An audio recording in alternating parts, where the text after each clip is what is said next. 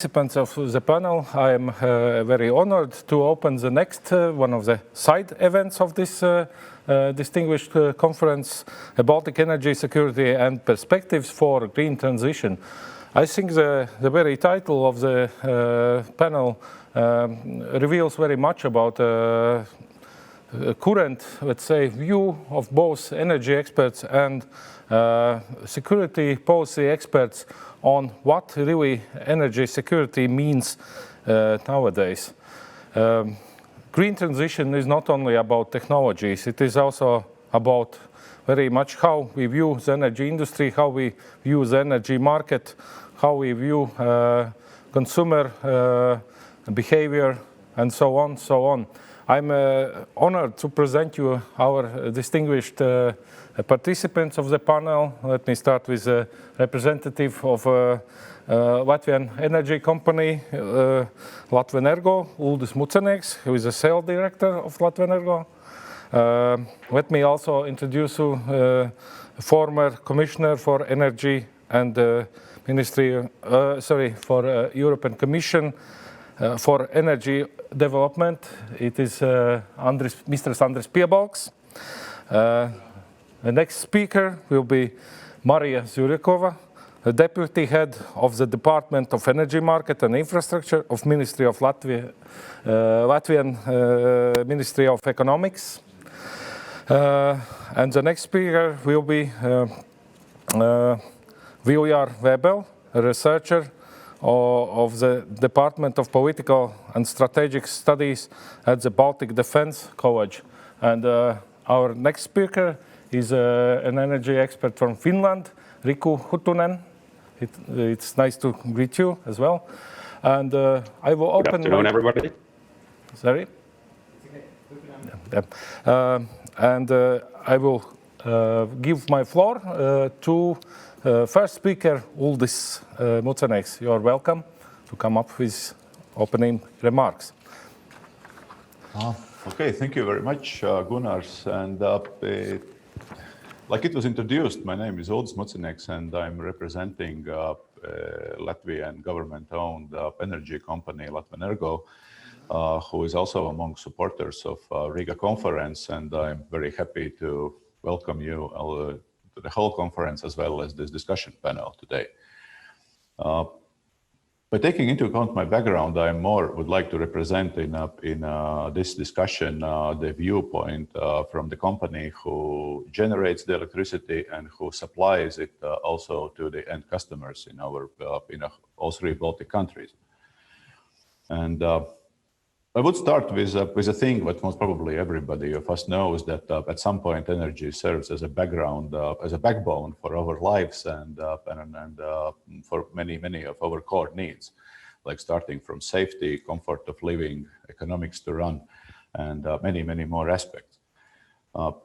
In the same time, I think it's in the light of today's discussion, it's important to emphasize that it's already many decades away since electricity and electricity systems and energy systems is not the local issues of the country anymore, as it was maybe in the very beginning.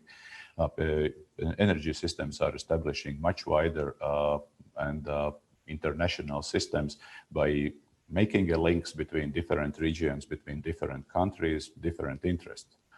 And yes, all of us know that sometimes the energy is used also as a part of international political process as well.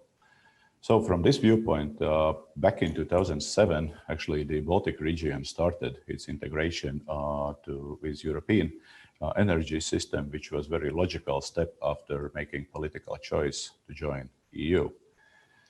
And we also must admit that it's far not easy task, and it's time consuming, and it's also investment intensive projects to execute, and therefore we cannot say that we are fully there yet. In order to have our energy systems integrated with EU and as much as possible safe from supply point of view.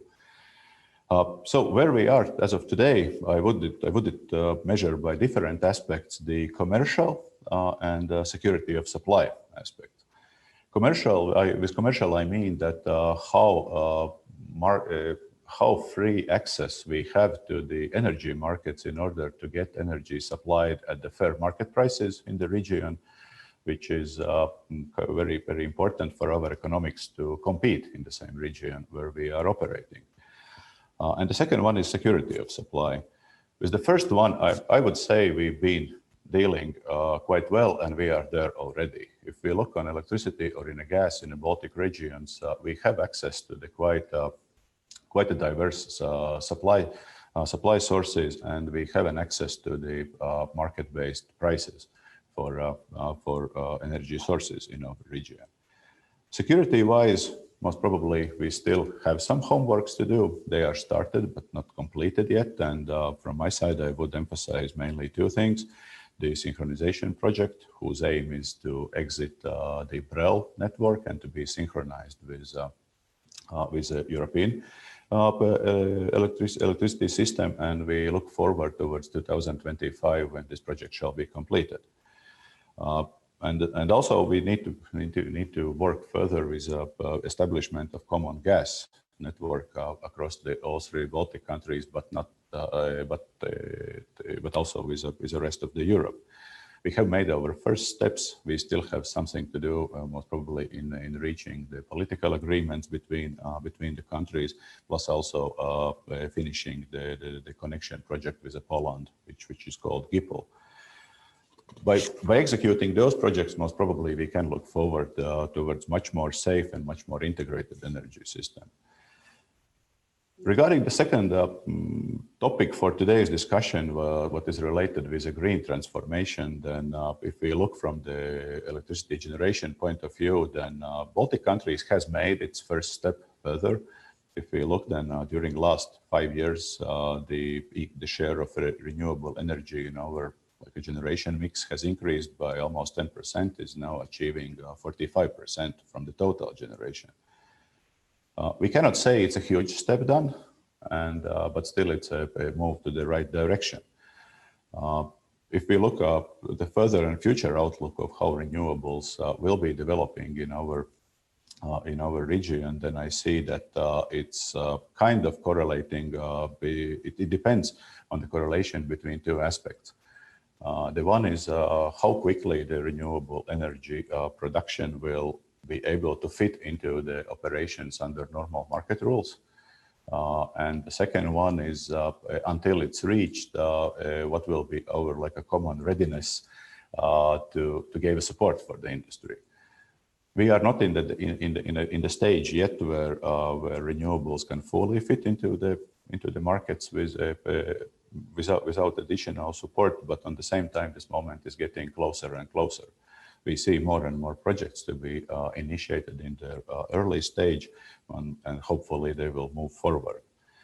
And so in that sense, I would say that when we look on the green transition, then it's still kind of our political challenge to make our choices between balancing between willingness to go further and also to sharing something from our common good in order to support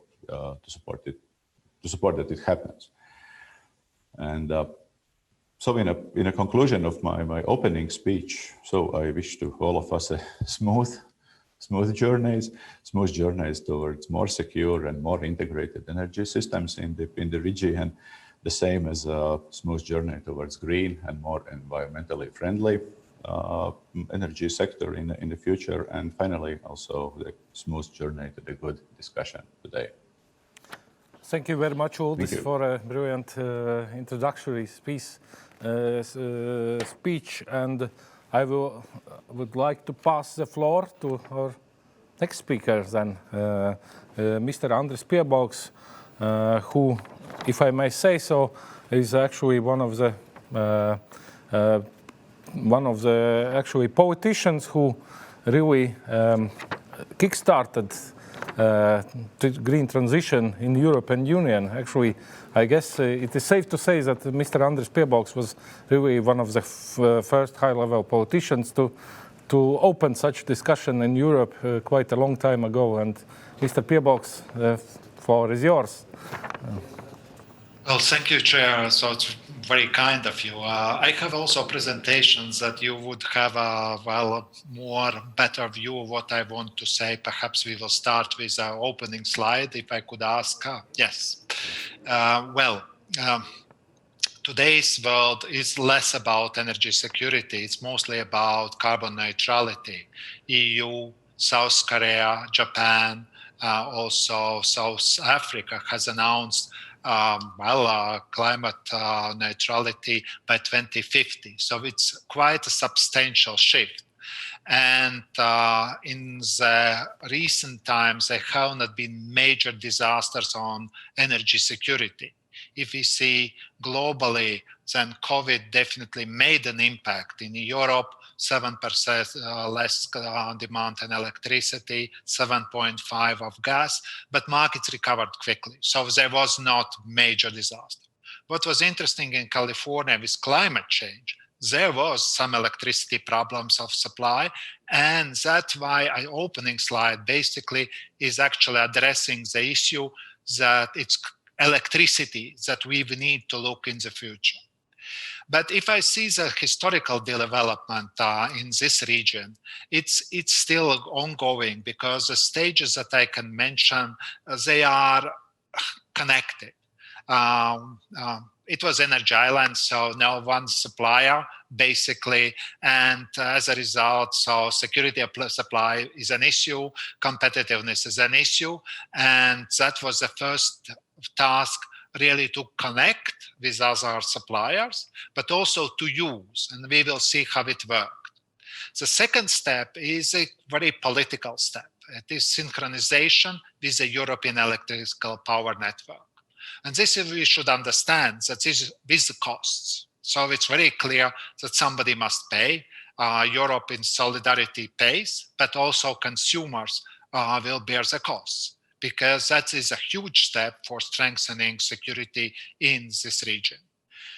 And then there comes more tricky thing, because a shift to carbon neutrality basically means strong electrification, a lot of variable generation, hydrogen, but you don't necessarily have hydrogen in gas form. It could be also ammonia. And additionally, it's lower demand, because energy demand will definitely be affected by the developments on energy efficiency, renovations wave. So it's really, really challenging for energy sector, exactly from security of supply point of view, because a lot of operations that today just brought money could be less profitable then. So there should be substantial shift. But let's go what was being achieved. So next slide, please. So price convergence, that is definitely something that in gas matters a lot. If you see that there have been definitely less decrease in prices in natural gas. And for this region, gas is definitely crucial for electricity and also for heating. You can see the color is very much the same as the main markets. So the price difference is less than €1 per megawatt hour. So that basically means that gas interconnectivity with the global markets works reasonably well. The challenge is still that, hub is not liquid, but the price is good. So perhaps we could live with less liquid hub.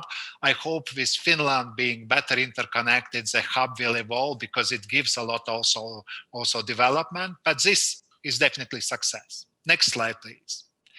On electricity, you have two physical energy flow charts. One is what was in 2010. So you clearly see that basically it's Russia and Belarus that dominates, nothing else. In 2018, you have completely diversification flows and changing flows with Finland, with Sweden, with Poland, and it's not only one-way street, it's both ways. So in a way, you could always argue that there is an influence for security of supply also in this region. Still, if you see there is quite strong exchange of energy, and that's understandable because it's the same synchronous area with Russia and Belarus, and that is a bit of question.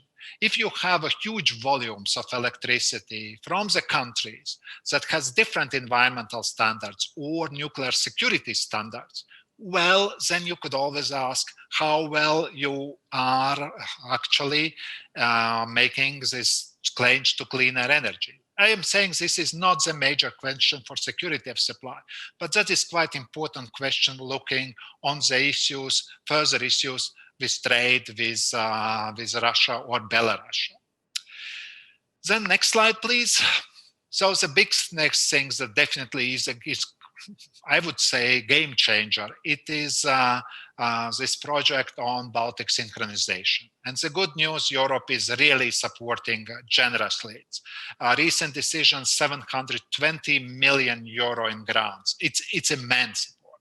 And that means that definitely consumers will need to pay by far less. So that means this political project is so strongly supported by solidarity that we get instrument for further integration in green energies, but also for security of supply.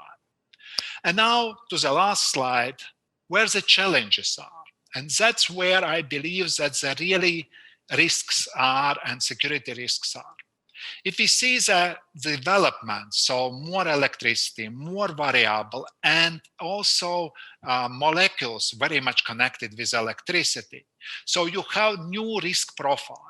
So you basically have cyber security or cyber readiness issues that are coming stronger. But if you are more interconnected, and if you have networks for electricity, you have networks for natural gas for substantial future, you have networks for hydrogen, you have perhaps networks for CO2, you need to operate this in very, very smart way. So sector integration was being made. And that would mean completely different engagement between different member countries. And that means in Baltics, it should go by far more stronger, and the risk profiles to develop and capacity resources in cases need to be common, not only perhaps in Baltic, but in broader Baltic, Nordic, Baltic, Central European region. And we are far from this. That I think is a one big challenge for security of supply, and that I believe that is perhaps what we can do ourselves. The other one, we can't do too much, but that is a security risk. If country depends a lot from the exports of fossil fuels, and it's not diversified enough or not diversified by the speed, there is a challenge. And you need to think how to deal with this. Baltic region alone can't deal with this, but Europe as a whole perhaps could have an instrument really to diminish the risk. Because if these risks are real, then you could expect all type of other risks overspilling. So I would say these are two major things, but still, let's watch electricity. Electricity is where the security risks are coming. And the problem with electricity is by far more difficult to understand electricity sector from, I would say, politology point of view compared with natural gas. I will stop here. Thank you. Thank you very much, Andris, for your very interesting remarks. And we can now move on to our next speaker, Riku Huttunen, who is the Director General of the Energy Department at the Ministry of Economic Affairs and Employment in Finland.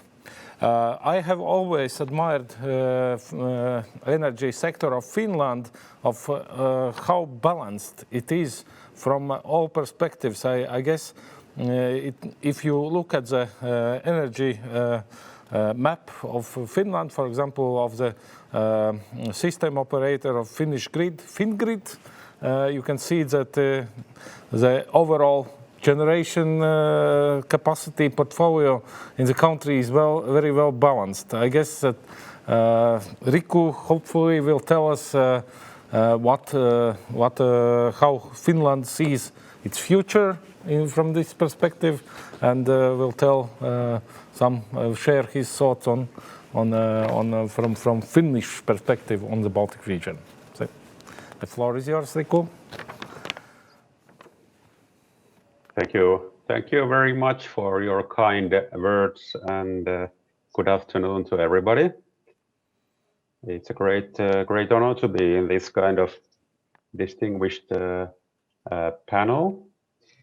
Yes, I'll bring a Finnish perspective, maybe a northern one and maybe a Nordic one. Let's see what what's going to happen. I simply thought I could, in this introduction, refer to first electricity markets from our perspective, and then gas markets. And the first notion is that we are working and functioning in a Nordic market, and actually we are functioning in the Nordic-Baltic electricity market, which is very important. We Finns always underline that fact. We are not synchronized in between, but we are selling and buying electricity all the time. And as you know, the Nordic system is very far in the climate neutrality. Just little fossil fuels are used in this system, and if you look at Finland only, it's like 80% or a little more of the electricity is clean, fossil-free electricity. And we have a wide energy mix in our electricity production, and the role of nuclear energy is very important. Maybe just notion after the chair's chair referring to our balanced system. Now, when Olkiluoto 3, our new nuclear power unit, will be operational next year, we have somewhat problematic situation because it's too big to our system. It's 1600 megawatts, and in contrast to our predictions, we have less rotating power production in Finland and in the northern region than we thought. And so in order to keep the inertia in our system, we have to make some specific operations, but I'm quite sure we will manage. But coming back to our common market, so we find very important this connection to the Baltics, and it brings to the regional market more variety. And what's also important is that it gives us a basis for developing together the energy mix and the common solutions in our system. In the future, maybe not in 2 or 3 years, but in 5 to 10 years, I would be happy to see some offshore wind projects taking place, not only by individual countries, individual member states, but also in cooperation of many European countries. And in any case, when we go to a climate neutral future, we have to strengthen our networks. In Finland, we have the political target to become climate neutral by 2035. Calculations show and predictions show that we should not double our electricity use, but maybe increase it by 50%, and it's also as such a big challenge. And we must take also into consideration that the most competitive source of electricity at the moment seems to be wind. Turning to gas markets, so I have to say I'm extremely happy with the developments that have taken place. In the beginning of this year, Balticconnector, the pipeline connecting Estonia and Finland, started operation. With the very kind help of the European Commission, we were able to finance the project, and already during the first months of this year, it showed how important it is. If I can put it frankly, so it paid back the money we put in already maybe 5 to 6 months in decreased costs of gas. And I think it will function the both ways, depending on how the market goes on pipeline gas and LNG. And also looking into the future concerning maybe some more biogas, maybe much more synthetic gas in the system. At least we think that's the way to go, the road to go, to develop the utilization of hydrogen and Power-to-X solutions in many forms. And just to look at the market itself, the regional market, of course, there's a lot to do. After Baltic Connector, there has to be some strengthening of the networks, stations, storage, GIPL project which was mentioned already. But actually, I see quite a bright future for the gas market as well. I'll stop here. Thank you. Thank you very much, Riku, for your remarks. And our next speaker is representative of Latvian Ministry of Economy and Energy Market and Security Department, Deputy Head of the Department, Maria, whom I'm honored to call also my dear former colleague as a coincidence. And I know that she is also a very good expert at the European perspective, because several years she also spent her daily work in Brussels. But Maria, floor is yours. Hello, everyone, and thank you, Gunnars, for this nice introduction. And thanks for the opportunity to discuss this very important topic of energy security from the green transition point of view. Enhancement of energy security for several years has been a top priority of energy policy in Latvia, in the Baltic states, and at EU level. However, currently, in the debate about the future of energy policy, we see the strong shift towards decarbonization and green growth. Does this mean that we have achieved sufficient level of energy security? The answer to this question is debatable, but without doubt, I can say that we have done a lot. And I'm happy to say we, because in the area of energy, Latvia, Lithuania, Estonia, and Finland are showing an example of regional cooperation for all EU member states. So what has been achieved so far? Can I ask for the next slide, please? Firstly, I would like to begin with electricity sector. Formerly an energy island, the Baltic States region is now connected with European networks through recently established electricity lines with Poland, Sweden, and Finland. However, one important step is yet to be made. For historical reasons, the Baltic States electricity grid is still operated in a synchronous mode with the Russian and Belarusian systems, and many of previous speakers already mentioned this issue. Currently, considerable measures have been taken to ensure that synchronization of the Baltic states with the European networks is achieved in 2025. And as you see from this slide, I would say that we are well on track. The project is moving on. And the synchronization may be called this concrete expression of European solidarity and energy security. Secondly, we have major developments in natural gas sector. The next slide, please.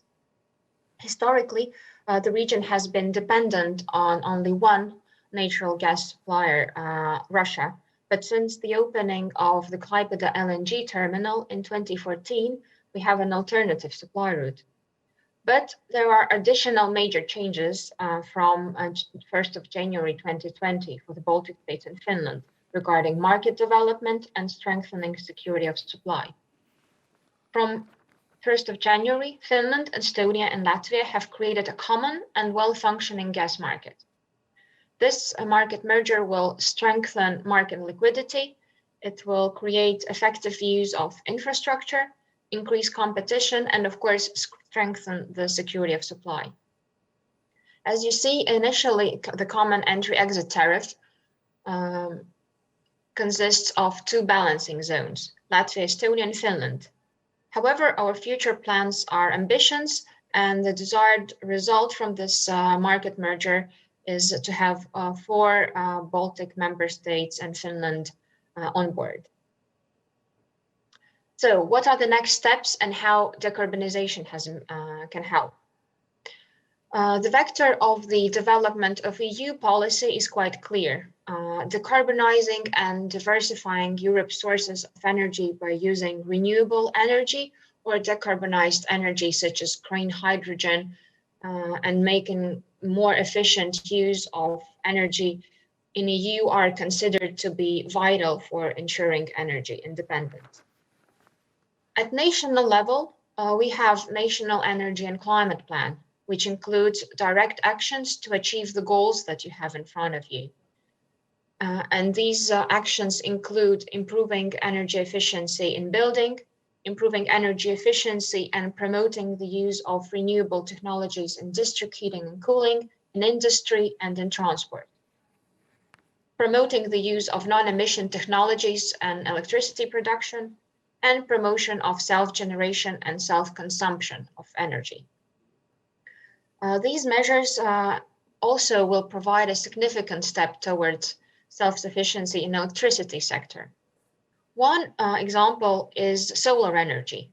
By September 2020, there were 1,018 solar power plants connected to the distribution network in Latvia with total capacity of 9 megawatts. 93 of those power plants are micro generators with a power of up to 11 kilowatts, which means that we are very much well on track regarding the decentralized energy use. And Ministry of Economics is currently working on improvement of market conditions for such solutions. So, as you can see, the green transition that once was an idea of some visionaries is now a reality.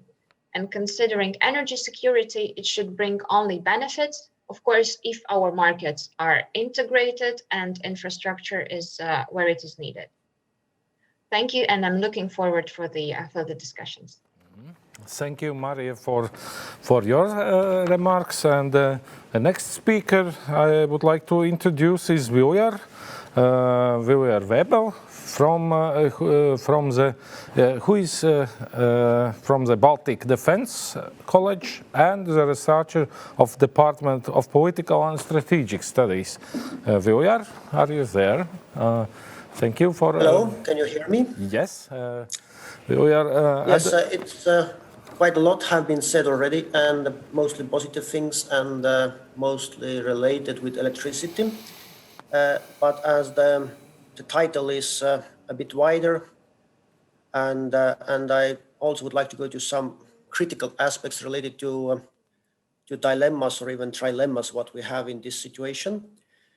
So first, if we look at the starting point for the society or consumer, if we forget for a while the producers and the profit, then what we want to have is a secure, green, but also affordable energy, and it should not, if possible, it should not be Russian or Belarusian, and it should meet the European Union environmental standards. So it's rather complicated if you mix it with the Baltic wider, or in Estonian case, it's even the worst case is that you mix it with a rather cold climate and very low population density. So which start to make things which might be reasonable in some European areas, like electric cars with small batteries, which we inherited with one of our Green Deal with European Union, later became rather hated or not used because you just don't have the battery capacity to use the car in a proper way in minus degrees. Next to that, what's also our heritage or bad background is that even if we feel here that our nature is cleaner and cleaner, we have more forest every year, we have more animals in the forest. Then if we look at the environmental footprint, then it appears that Estonians are really bad polluters.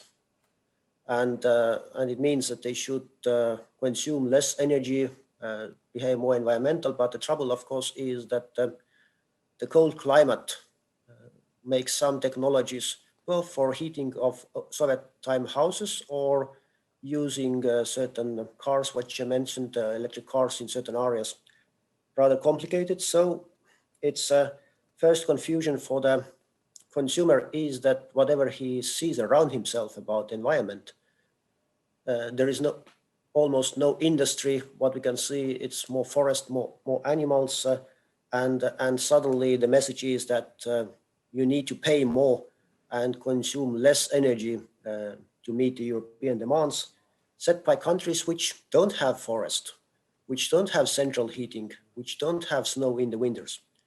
So this is the first problem with the European green turn is that that it looks like in a way that like the Earth is flat and population density is similar in most of the areas. So how it ends up in usual Estonian family, I can tell it's before 2010, I even didn't look at my heating and electricity bills. Maybe that was bad one. I should have been consuming less. But now this is an endless debate. If you have less than average salary, this green turn forces you both in gas station and both with the heating bills and electricity bills, not to think. It forces you to economize rapidly because the salaries are not only 50% lower than in Finland, but more than twice lower, while the electricity prices, as we are in one system, are exactly the same. So basically, I know personally quite many young families with kids who actually need to think about, will we eat something more or we will have a bit more temperature in our flat. So coming back to the solutions or the options, I'm not very sure if there are solutions. So Russian gas, of course, might be most affordable. It might be green, but it's of course evil because it's Russian. But on the other hand, the Germans are buying it. Estonia so far pays more for energy as we're using less Russian gas. It's almost absent from our private consumer market. So what we also don't use is a local oil shale. So we used to have a local electricity industry, which is almost stopped.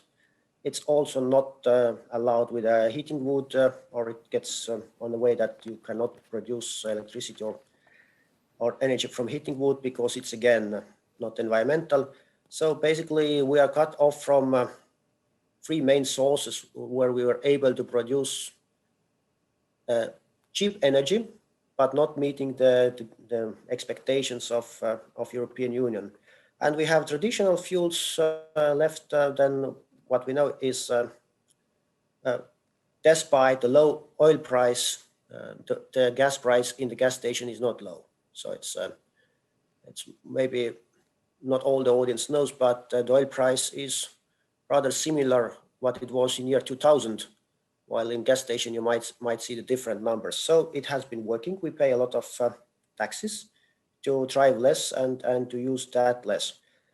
Now solar and wind, the trouble is mostly with solar in this area is that if you look today out of the window, then what we see is hardly 3 hours of effective time if you're in the middle of city, because the sun doesn't go high enough and you're blocked by the buildings. So most of us, even if we're the apartment owners, we don't consider to buy the panels because we cannot be convinced that it's economically rational. If the others have the options, I can understand that it's profitable and reasonable when you have it in a plain field outside and with the big parks. But this is how it works in Estonia, so private consumers don't consider it. And similar is with the gas fuel with green additions, environmentally produced oil or fuels included. What is also interesting that most people try to avoid these gas stations which are having that kind of fuel and by believing that it reduces the lifetime of the car or the power. So we can say from consumer level, the solar and wind energies are appetized only when supported by the EU funds. So basically people are about to commit if they get subsidized. We also have now again this idea that everything seems to be so expensive, and maybe let's build a nuclear power plant to Estonia. And this is kind of new level where we're now reaching. My question has also been, will it be cheaper? And if not, then what's the cost if you compare with the pressure to environment? So not to go for too long, I think if you ask people around myself, or I ask around myself in my workplace, or people receiving the heating electricity bills, then they say that affordable is the main problem in that bill, not secure or not green. And sometimes it looks like the EU policy itself has been designed by those countries which really have this environmental importance, which is much higher for them. But there is very little tailor-made solutions, and the most tailor-made solution usually is that we get some temporary subsidies to close down something what we used to have, like power plants in Narva. And as a result, we are having stable but not affordable energy, and we are clearly importing, not exporting energy, which is putting pressure to our GDP and competitiveness. And also the only, let's say now, take it a little bit sarcasm, the only good thing what all the consumers really appreciate is global warming. So people really say, let's hope it will not go to minus next month, or it will not snow, because I really don't want to get that heating bill. And my question, to conclude my critical note, is maybe we have forgotten the specific consumers who don't get EU average salary, who have a lot of kids, and who live in areas where the temperature is very different from what from that in Berlin. Also, one last comment on electricity. It's a good question. I also had my personal calculations about buying electric car, and it's only reasonable thing to do that if you have a warm garage and you have a electric socket there, and you pay already for the having connectivity with a network. So basically, it's electricity itself has a future, but it's so many preconditions if you want to really rely on that, and it's not polluting less, it just pollutes elsewhere. It's not cheap, it's just cheap if it's not taxed a similar way as oil. So, and of course, with a very low population density, the problem is that keeping the network in a proper condition starts to be challenging, because at the moment, half of my electricity bill is still for the network service fee, not for the electricity itself. So I hope it wasn't too critical and opened some other dimensions. As a consumer, I'm happy if Europe can help, I'm happy if Europe can make me do reasonable choices, and I'm happy if I will get the energy with affordable green package. Thank you. Thank you very much, Viljar, and we have been very, let's say, effective with our time, and we have some additional, I guess, 5 minutes for our discussion, and which I will be very glad to open. But Viljar's remarks made me, let's say, reinforce some of ideas which I was considering myself during this speech, and I think very interesting thing about the energy policy, especially in the past few decades, is that general public and politicians accept, let's say, expect that energy policy will also will be a tool for social policy and so on. And this is one of my, let's say, remarks. I think that part of this energy security is also, let's say, changing the emphasis of how public perceives energy policy and separate the social policy from the energy policy. And because historically, energy often has been used as a policy tool, especially for politicians at the national level. It was very typical in many European countries that energy tariffs were changed after the elections, just to avoid the situation that ruling political parties do not lose the election because of new tariffs. And I think some other economy sectors, such as communications, different consumer goods, have proved actually that it is also a question of perception. If the public sees that energy is also a social service, it expects policymakers to react accordingly. And if these social policy measures are clearly separated from the energy policy decisions and measures, it becomes much easier for consumers to accept different changes and get the needed support as a consumers without jeopardizing energy market necessary measures. I think we are raised a very, let's say, good issue because, of course, affordability of energy remains an important issue all the time.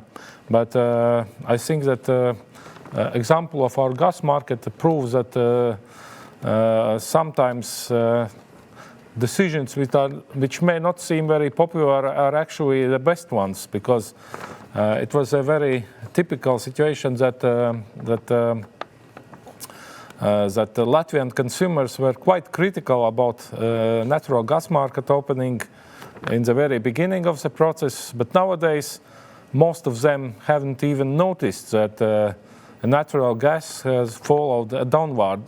Natural gas price has followed a downward trend during these years, and after the years, the market has been opened. But I would like to also ask other participants of the panel about their thoughts on should social policy, consumer protection from such perspective remain part of the energy policy in the future or not. So maybe I will first give floor to Mr. Andris Piebalgs, who I think have addressed this issue also at his policies in the past. Well, I think the one thing that we need really to start is the best way to address the price issue, not the market. If we agree that market is the way, then you need to allow market work. And market works reasonably well. If I see the Baltic countries, the electricity prices for megawatt hours roughly in 2019 was €646, and it is in full competition. Finland is more or less the same. Nordic is 38, Germany 37, Poland 53. So you need to have a market. That I think is precondition. Then you need also to understand that there are some people that whatever market is would have some social issues because, well, they have no jobs, they have many kids, as Viljar said, but it is social policy. And I agree fully with the chair. Energy poverty is issue, but it's only for some part of society. But for other part of society, well, they need to pay the prices. What is the challenge that Viljar brought indirectly is the cost of the networks. as there will be less consumption because renovation way, heating, insulation, etc., that requires the same networks with less demand at the end. So this part is a challenge. And if you bring new some sources or carriers of energy like hydrogen, it again comes there.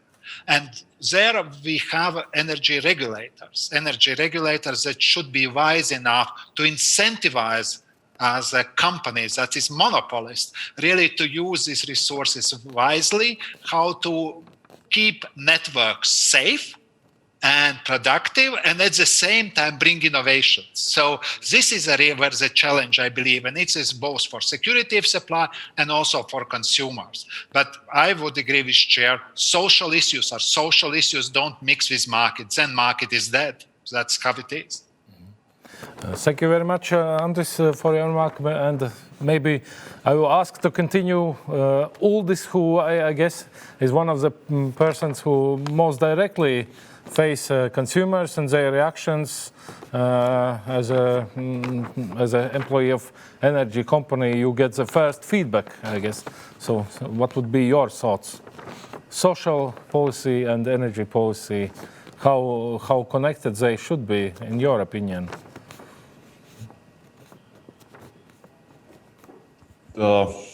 Most probably, there is nothing that much to add what has been said before, that those are kind of related things, since all of us should have an access to the energy, but those should be separated in a solutions what we choose to solve. And I fully agree with what was said by Mr. Piebalgs, that the one is how market operates in general, and it should be kept under competitive market rules. And in addition, we take in a scope those social issues that needs to be tackled, and normally it should be done through the social policy. When we mix it together, most probably nothing good could come out. If we still had touch this customer issue, then I would be a bit maybe to oppose some of the earlier comments. And yes, most probably the nations might be different and so on. But if we look on the consumers and how they see the green initiatives and green transition, and sustainability issue, then I would say that this is one aspect, but actually where we have an opportunity, because our company has been dealing quite a lot with offering the solar panel solutions in all three Baltic countries. And what we must say that, and what our conclusion, that overall the society readiness to take part into the green transition might be even higher than we assume. And quite a solid portion of people is actually willing to take part. But what the policymakers needs to solve is to making it as easy as possible, as simple as possible, and to support those initiatives, and not necessarily with direct financial measures, but more with administrative ones. Thank you. That's a bit like bringing discussion further towards from social to green aspect. And maybe Maria could also add some of her thoughts to this specific issue, because I know that Ministry of Economy in Latvia is also from time to time facing some of the let's say also social measures in energy policy. So what would be your thoughts? How do you see the future for this cross-sectoral, let's say, relationship, social policy, energy policy? Thank you for raising, I think, this very important issue. And from my opinion, that of course the consumer should be always at the heart of energy policy. But then the main question is how we ensure it. And here I agree with the previous speakers that sometimes the short-term measures might seem not very well placed, but actually they would lead to very significant results in the long term, as you mentioned with the gas market example. And thank you, Mr. Babel, for mentioning the energy trilemma, because I think we all are aware that affordability, security, and sustainability are the three elements that shape our energy policy. However, there is no such energy carrier that ticks all the three boxes. So we should think about some complex and integrated solutions to ensure that the balance between the affordability, between the prices, security of supply, and sustainability is ensured. And I think currently it's a perfect time to look about long-term solutions, to be with this, to look at the long-term perspective, and to proactively work towards the sustainability and towards the market functioning. That's how we, at the end of the day, will ensure that the consumers and the prices would benefit from the energy policy. Thank you. Thank you, Maria.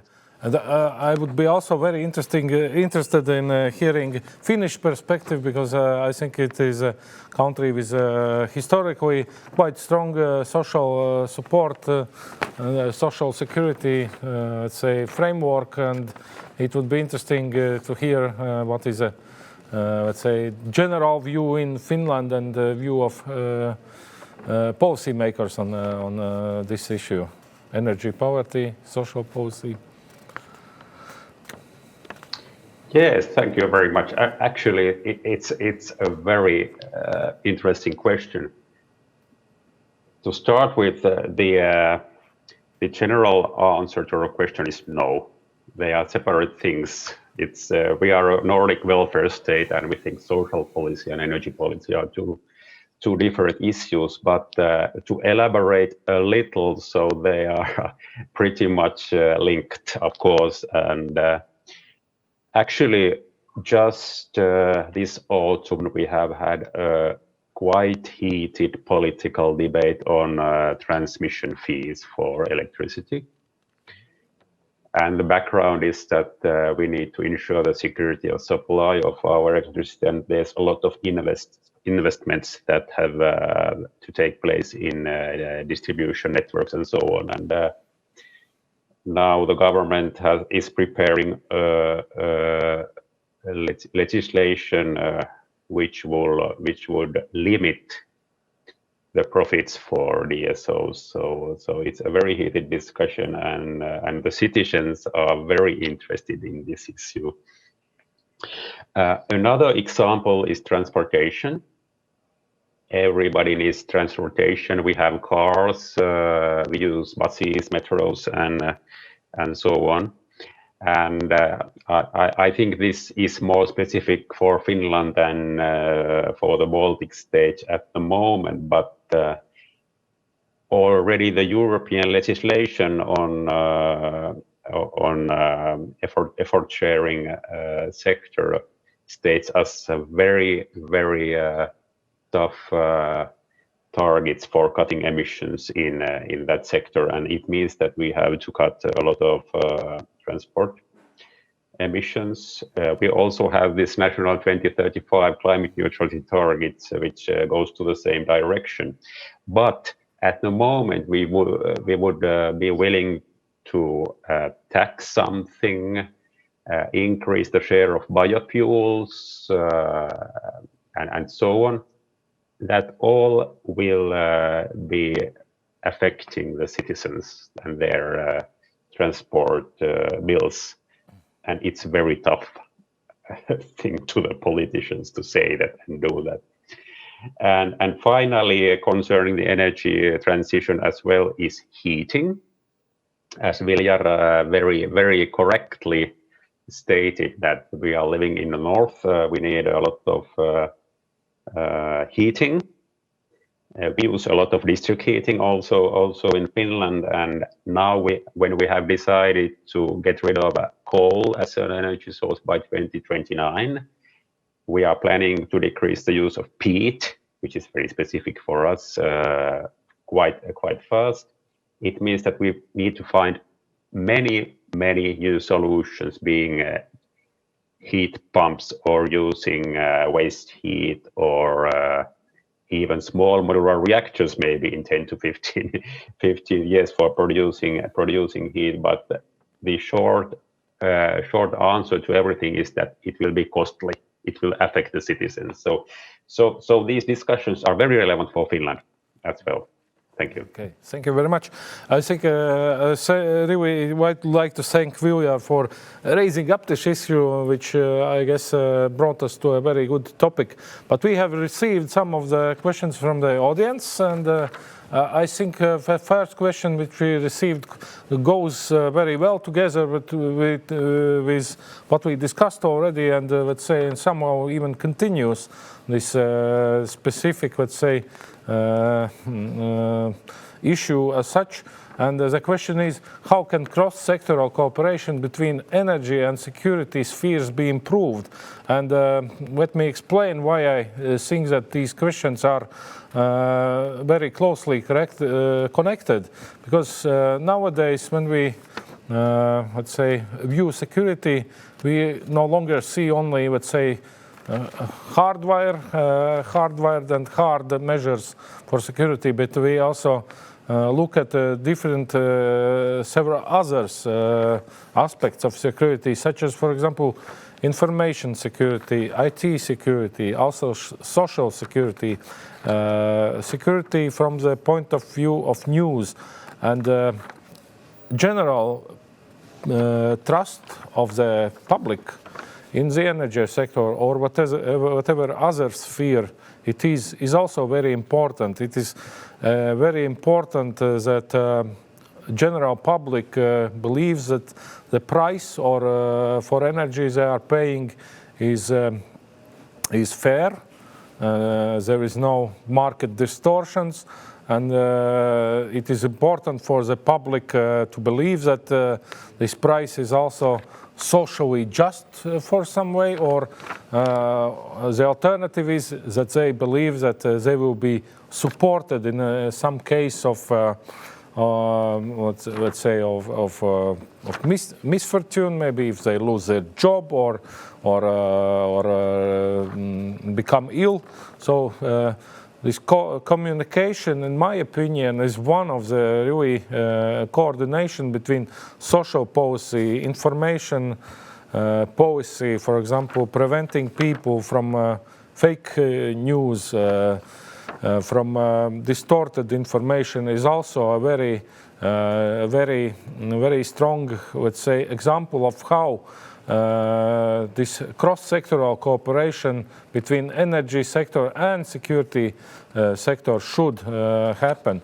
I guess we already touched one very good example. We were discussing costs of infrastructure, and from my position as a representative of the Association of Energy Engineers and Energy Building Industry, I can surely say that some of the public sometimes have very false beliefs that energy infrastructure costs in the long run should become smaller. There is no justification for such assumption, because all the components which are behind our costs of infrastructure is increasing. The main components are building materials, of course, and salaries of people. And we do not expect that we will pay people in the building industry less than we did, for example, 10 years ago, or that we are buying building materials cheaper. We are cutting, for example, wood or producing cement at a lower cost than we did, for example, 10 years ago. The average growth of tariffs in the distribution networks actually is slower than general inflation, slower than average growth of salaries in Latvia, and behind the growth of prices of building materials on average. So actually energy infrastructure in some way even grows from the cost perspective, grows slower than general economy. So it is important that energy experts and also policy experts keep such trends in mind and communicate them properly with the public. And not always cheapest solution or cheapest decision is the most socially and economically best solution. That would be my comment to this question. But I will kindly invite also others to share their thoughts on possible cross-sectoral cooperation issues that you would like to emphasize from the point of view of energy security, I guess. Maybe Mr. Piebalgs would like to? There have been many aspects, and I think it's true that we are moving to the energy system with more infrastructure elements. But we also need to take into account that a lot of the, at least for Baltics, a lot of these infrastructure elements have been built by support by others. That's where I would say Europe's role in our energy security has been huge. Market by itself would never build a lot of none of this infrastructure, to be honest. None of this infrastructure would be just on market basis. So that's very clear. Now the task is to use this infrastructure wisely. I would mention just a couple of things. If you see that how electricity should flow, normally it should flow from high price area to low price area. But in intraday market, it's only very small part reacts. So a balancing market, not at all. So the European legislation tried to somehow achieve that 70% of cross-zonal capacity for electricity should be used. So that is a task where previous experiences are not working. And that brings me, I think, for the main issue of energy security in next world, or tomorrow's world. It is cyber security, cyber readiness, because these decisions for balancing are in seconds. So you can easily influence it. You need to be well protected, and at the same time, you should adapt your security system. And that, I believe, where the biggest security threat is coming, that we have by far more electricity, is by far more challenging. We are also trying to use the system wisely, just to use all the efforts that we have in the infrastructure, that we also get some benefits from it. But that requires a lot of decisions that are related to digitalization, and that's the cyber security, cyber readiness. I would say the main issues that I would call for under attention. Thank you, Andris. Marija, what would be your view, and how do you see, from Latvia's perspective, where do you see a place for improvement of cooperation between energy and security spheres? Well, I guess actually we do know that we are cooperating in many ways, but are there any new areas? Thank you, Gunnars. And as I already mentioned in my presentation, there is a lot of has been done, and Mr. Piebalgs also has emphasized that the infrastructure is now in place, and from the ordinary security perspective point of view, we are almost there. However, I would agree that the current system is becoming more and more complicated, and especially electricity system, because we have self-consumption, self-generation. We are moving towards integrated electricity and gas, and further some decarbonized energy systems with electricity from renewables being used to produce green hydrogen, and then etc. So the system will become more and more complicated, which means that it will become more and more digitalized. And here I'm completely on the same page with what Mr. Piebalgs said, that cybersecurity and IT solutions would be the next big challenge to be solved. Thank you. I would like to pass the floor then to Riku and give, let's say, Finnish perspective on this. Yes, thank you, Gunnar, and very interesting once more. And just to give you the Finnish, maybe also the Finnish tradition here. We have always taken very seriously our national defense, as you know.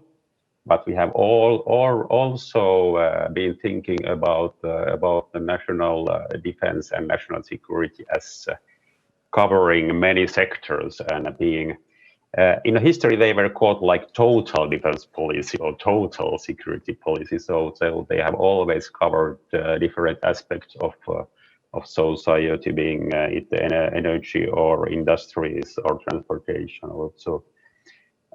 Whatsoever, and it has been based on very close relations in between the public sector and the private sector. It's public-private partnership to put it briefly, and this kind of preparedness has continued for decades and decades.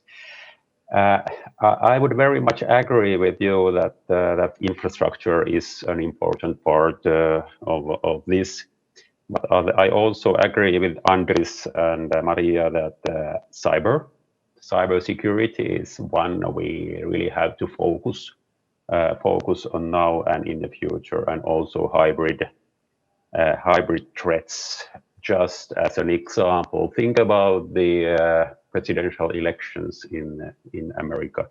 4 years ago, the threat might have been our big eastern neighbor affecting social media and so on.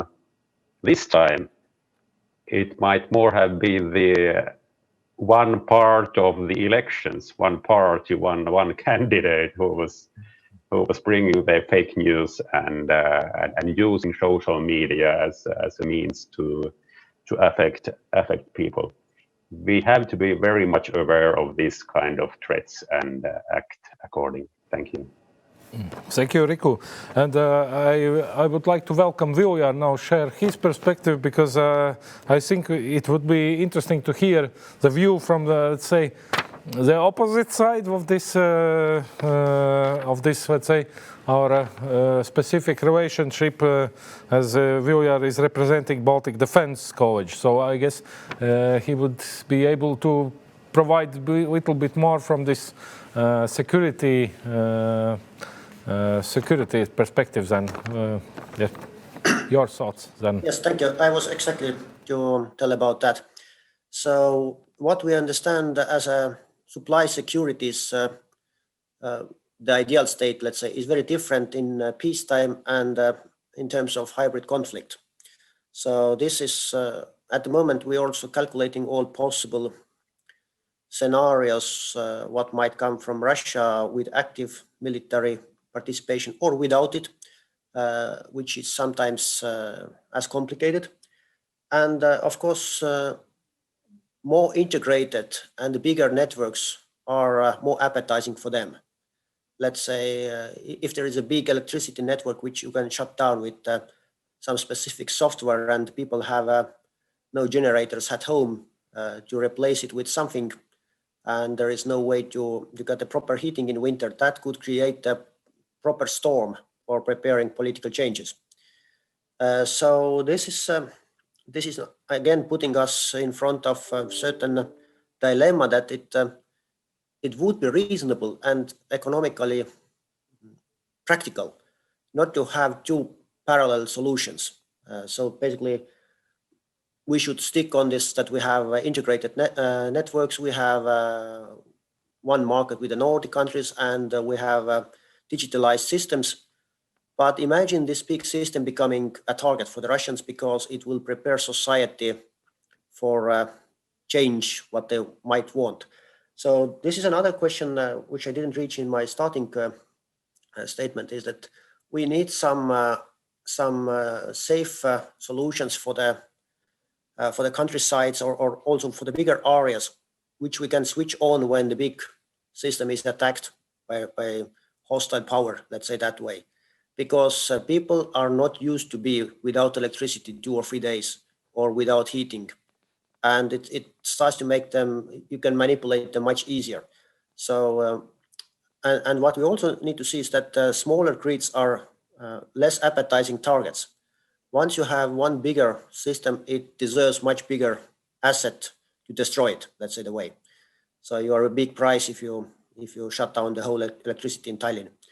But if there are alternative ways to change also for certain areas, even to use something what is considered not green at all, like diesel generators for the small houses, that is in terms of security, we actually have to go that way, that we need to have solutions which we don't use every day, but we might need in that day. And in that day when it comes, the shop is not open and people might not know how to switch them on. I must say again, as I'm working in that sector, I was looking at my apartment as well and trying to understand how can I get electricity if the electricity is gone? So where should I put this diesel generator? So or should I have the plugs from there only everywhere? So it's just example. The second example, what we also see is that military needs also maybe at the moment some cheaper solutions for energy to practice certain ways how to operate during the hybrid attack. Let's say we have made, it's a, I think, a very simple comparison. If you look at how much gas takes one car and one tank, you can understand that practicing in military is very expensive. And we also need to help them a bit finding proper solutions to keep the security operational and also to keep the civilian part during the hybrid conflicts safe and if possible warm.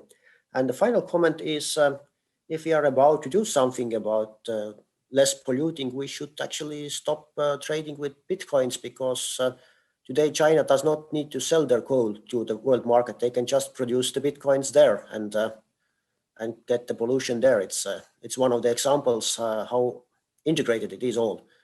So the pollution now is just somewhere else. Yes, it's not with us.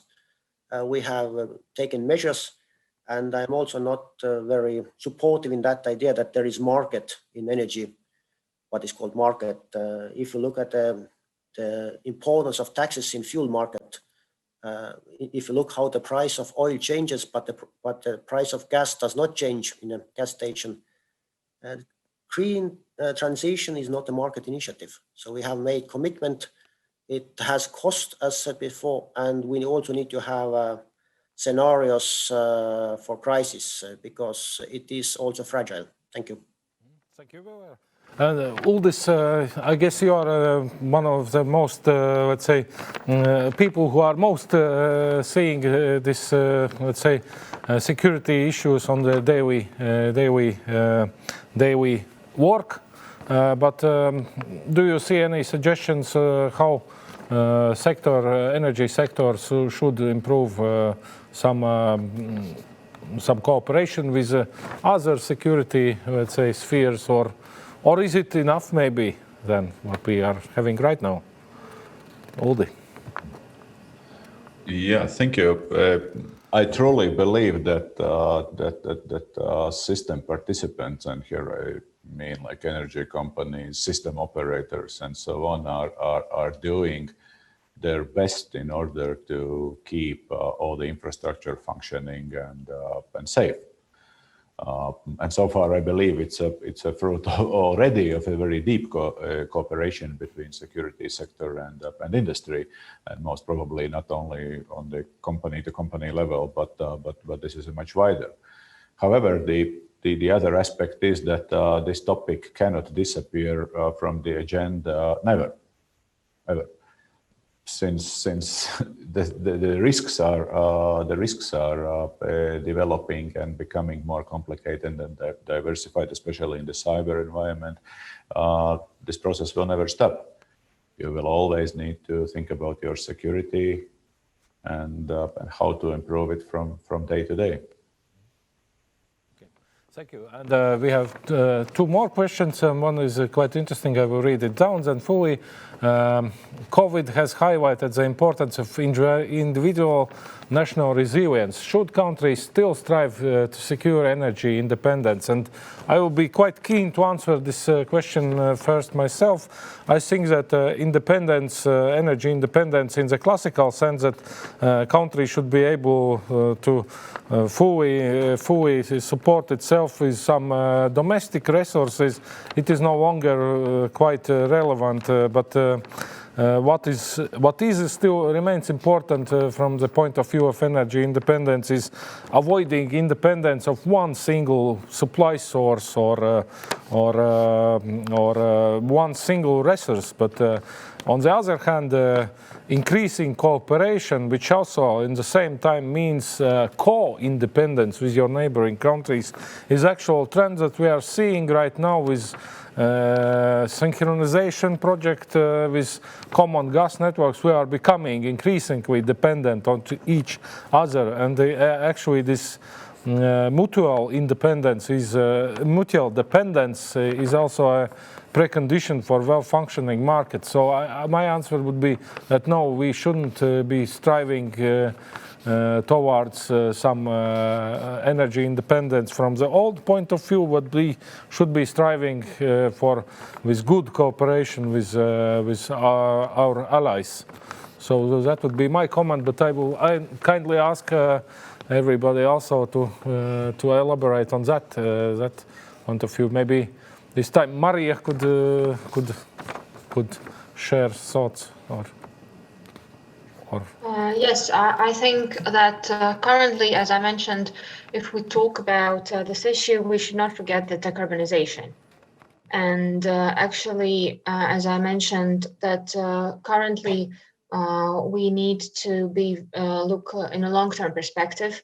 And because if we don't act now, and this is also what we have included in our National Energy and Climate Plan, that some actions need to be taken now, with a view for 2050, but since our energy infrastructures and energy markets and energy systems need to adopt and need to develop, therefore, if we're talking about decarbonization and if we're talking about renewable energy sources and new energy sources, they really need to be, we really need to start thinking about it now. But we are also going back to the discussion that we have started with about the consumers, etc. So the consumers still need to be at the core of this situation. Okay. Thank you, Maria.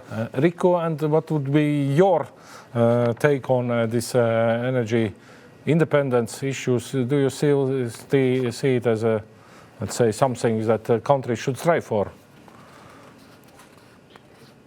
I think that having experienced the COVID-19 spring, so to say that in our energy trilemma, the meaning and importance of security of supply was strengthened. We didn't have an energy crisis, but it was a lot to follow and to think about whether we can provide our energy facilities with different kind of services from abroad and maintenance and so on. So I fully agree that in this world we have mutual dependence, and we need to have that.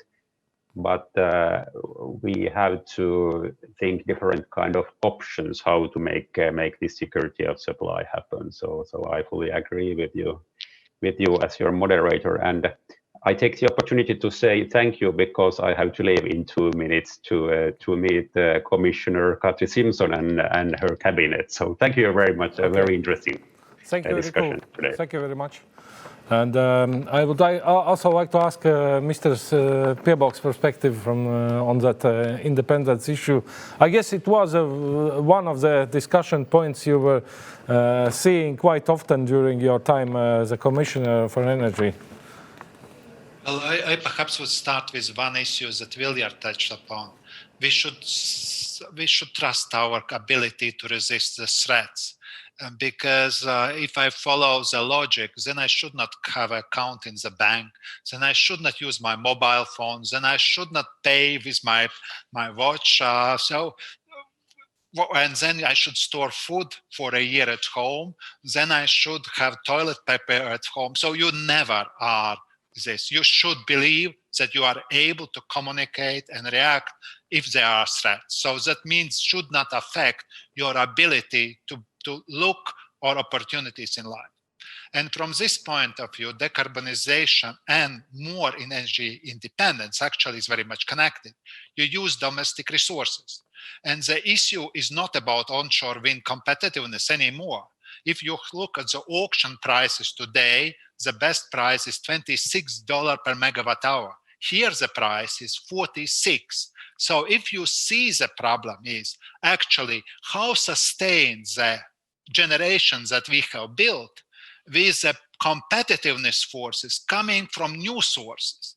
And you should be able to find the way, because you would like to have a cheap energy, as Viljar says, but you should not also, ruin your energy companies that are having assets that they have invested not wisely some 5 to 10 years ago. So you need to somehow balance the system, and that's what ministries of energy is a big dilemma.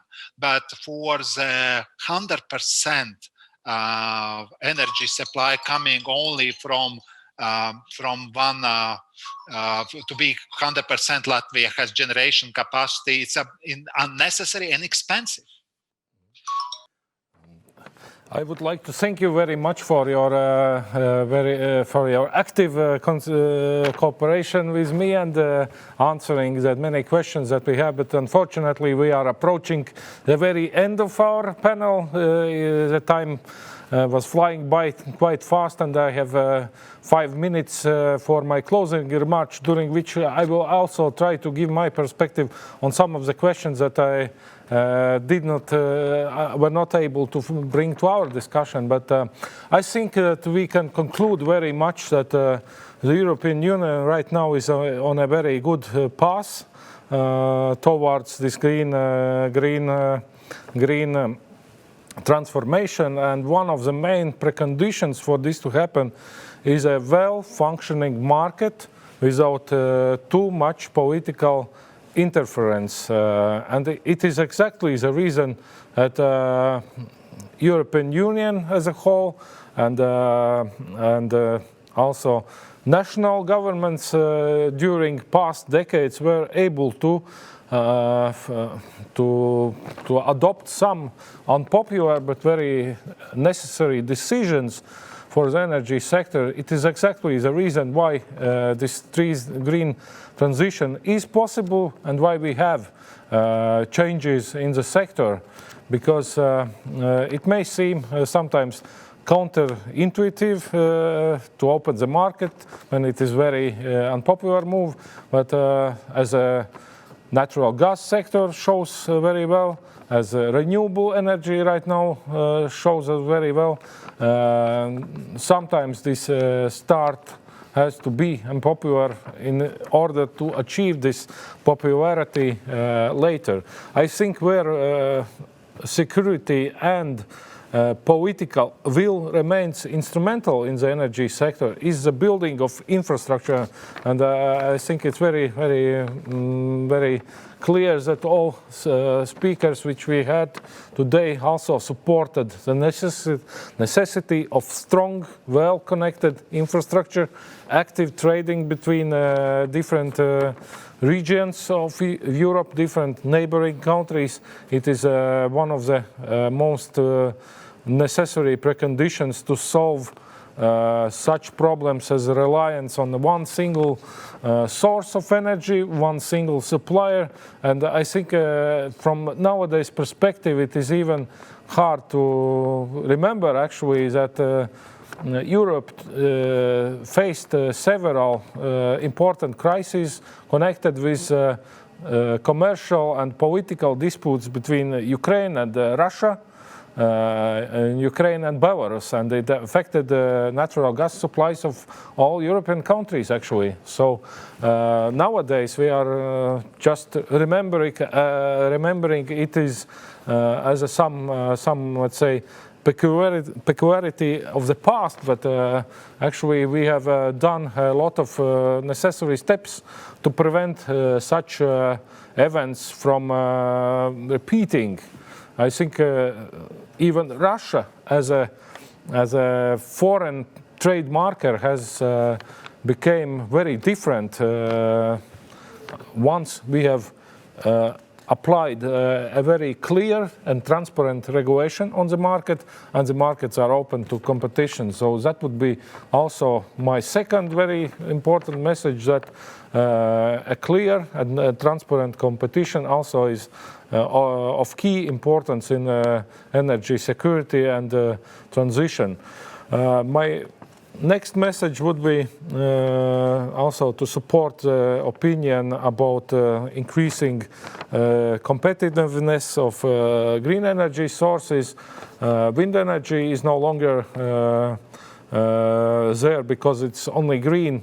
It is also, from the point of view of costs per one unit of installed production capacity, it is also becoming one of the most competitive sources, even without subsidies. It is becoming increasingly hard to develop an investment project of, for example, nuclear power in Nordic countries, just because of the costs, how one unit of installed power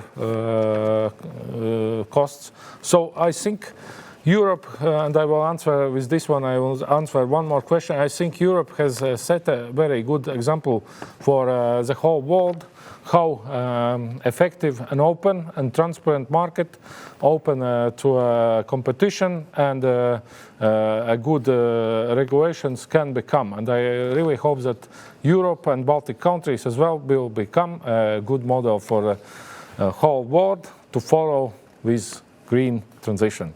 Thank you very much, all the participants. I hope you really enjoyed this discussion, and I would like to also thank all the audience for their attention and for the questions. Thank you.